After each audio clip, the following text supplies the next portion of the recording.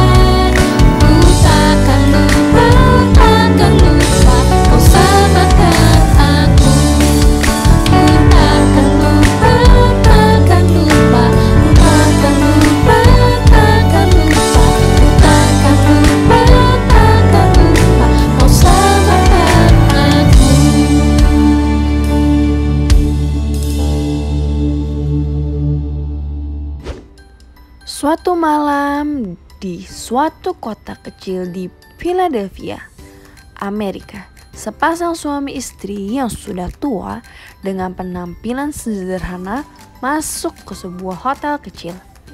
Mereka disambut ramah oleh resepsionis, yaitu karyawan hotel yang tugasnya menerima tamu dan memberikan informasi yang dibutuhkan tamu hotel. "Selamat malam, nama saya George. Ada yang bisa saya bantu?" Sang suami bertanya, "Apakah masih ada kamar untuk kami berdua?" "Maaf sekali, Pak, kamar kami semua penuh. Karena di kota ini sedang ada 3 acara besar, sehingga semua hotel penuh." "Oh, baiklah kalau begitu," jawab sang suami bersiap untuk pergi. Lalu George berkata, Sebentar. Saya tidak mungkin menolak dan membiarkan bapak dan ibu pergi di tengah malam begini. Sementara di luar sedang hujan badai. Kalau berkenan, bapak dan ibu boleh menginap di kamar saya. Segera saya akan membereskan kamar saya." Bapak dan ibu tua tersebut mengangguk tanda setuju sambil berkata, "Terima kasih anak muda." Tahun demi tahun berlalu. George sudah tidak mengingat kejadian malam itu. Tetapi suatu hari George menerima surat dari bapak ibu tua sederhana yang dulu pernah menginap di kamarnya saat hujan badai. Di surat itu tertulis, George diminta datang ke kota New York, menemui bapak ibu sederhana yang dipinjami kamar 2 tahun lalu oleh George, dan terlampir tiket pesawat pulang pergi untuk George. Lalu George pergi, dan sesampainya di New York, bapak tua sederhana itu membawa George ke jalan utama paling elit di tengah-tengah kota New York, lalu menunjuk sebuah gedung pencakar langit dengan menara tinggi. Gedung yang masih baru, sangat megah, mewah seperti istana. Bapak tua berkata, "Itu adalah hotel yang baru saja saya bangun untuk kamu kelola." George sangat terkejut dan berkata, "Bapak ini pasti sedang bercanda." Bapak tua tersenyum dan berkata, "Tidak, saya tidak bercanda. Saya serius anak muda. Silakan kamu bekerja mengurus hotel ini." Adik-adik, bapak tua itu adalah Mr. William Waldorf Astor, pengusaha hotel terkaya di dunia. Gedung megah tersebut adalah Waldorf Astoria Hotel, hotel termewah di Amerika. Resepsionis muda yang ramah, murah hati tadi adalah George C. Bolt, yang akhirnya menjadi CEO dan presiden direktur Waldorf Astoria Hotel, yang hotelnya ada di kota-kota besar di seluruh dunia. Adik-adik, George anak muda yang bukan bekerja dengan baik saja, tetapi dengan kasih yang murah hati dan memperhatikan kebutuhan orang lain, sampai meminjamkan kamarnya dengan tulus dan tanpa menilai penampilan orang itu mau kaya ataupun miskin. Pelayanan dan kemurahan hatinya ini menyentuh hati bapak ibu tua yang kaya tadi, sehingga memberikan George kesempatan dan kepercayaan yang luar biasa untuk bekerja mengelola hotel-hotelnya. Karena adik-adik, jangan berhenti, ayo terus berbuat dan bersikap murah hati kepada siapapun ya, biar manapun dan juga kapanpun. Dan jangan menilai seseorang hanya dari penampilan luar saja. Kasihilah semua orang. Bermurah hati yaitu memberi, memperhatikan, dan menolong orang lain. Karena kasih itu murah hati. Pada suatu hari, Elisa pergi ke Sunem diundang makan oleh seorang perempuan yang kaya. Setiap kali ke Sunem, Akhirnya Nabi Elisa mampir ke rumah perempuan tersebut. Perempuan itu berkata kepada suaminya, "Bagaimana kalau kita membuatkan kamar untuk Nabi Elisa? Kalau Nabi Elisa datang ke sini, dia bisa datang untuk beristirahat dan juga menginap." Akhirnya mereka membuatkan sebuah kamar kecil di atas dengan kasur, meja, kursi, dan juga lampu.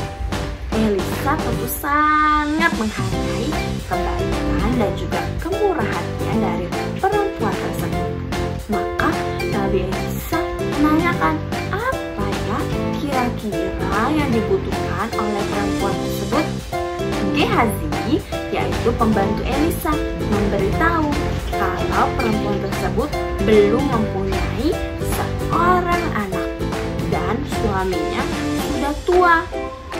Lalu Nabi Elisa memanggil perempuan itu dan berkata, "Tahun depan engkau akan menggendong seorang anak laki-laki."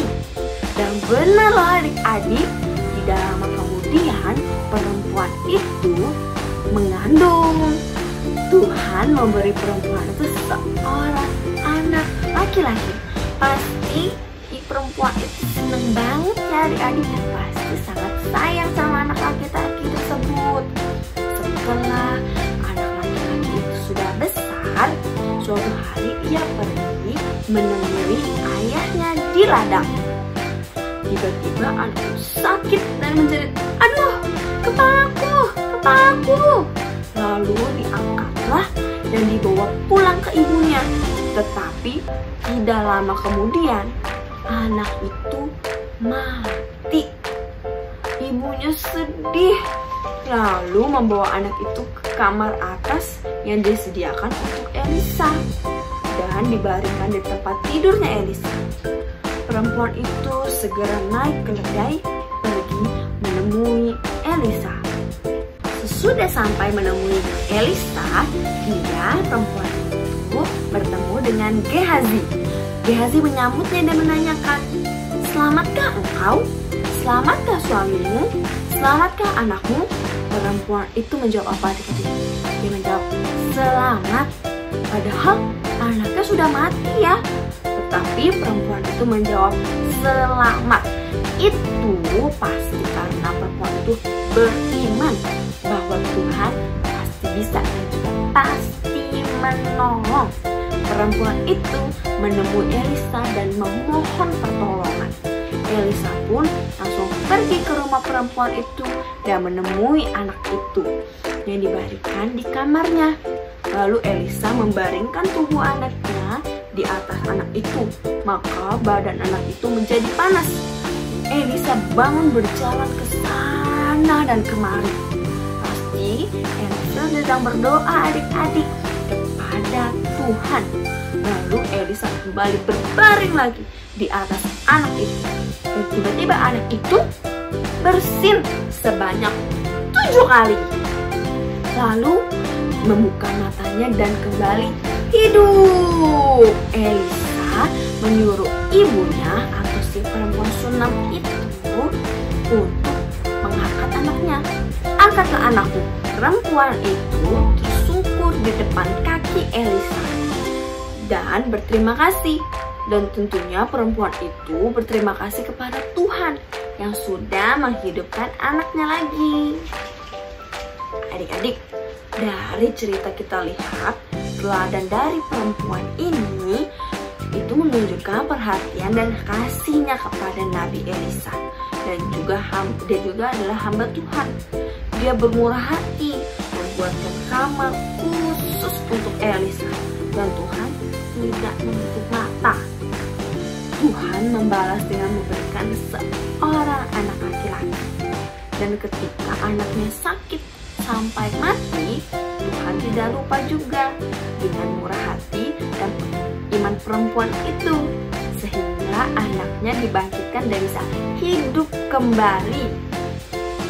Adik-adik, lakukanlah kebaikan, kasih yang murah hati dengan tulus. Jangan pernah mengharapkan balasan atau kebaikan yang kita lakukan. Saat kita bermurah hati, Yang pasti hati kita tuh pasti bahagia.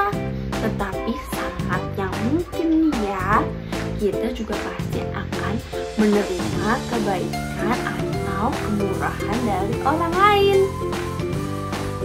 Matius 5 ayat 7. Berbahagialah orang yang bermurah hatinya, karena mereka akan beroleh kemurahan. Yuk kita miliki dan lakukan terus kasih yang murah hati, karena kasih itu murah hati. Yuk adik-adik semua, kita bersatu dalam doa. Tuhan Yesus, terima kasih atas firman-Mu pada hari ini. Bapa, ajarkan kami untuk jadi murah hati. Terima kasih Tuhan Yesus. Haleluya. Amin. Korintus 13 ayat 4, kasih itu sabar, kasih itu murah hati. 1 Korintus 13 ayat 4, kasih itu sabar, kasih itu murah hati. Sekian ibadah online hari ini. Ayo kita praktekkan kasih yang murah hati. Tuhan Yesus memberkati. Bye.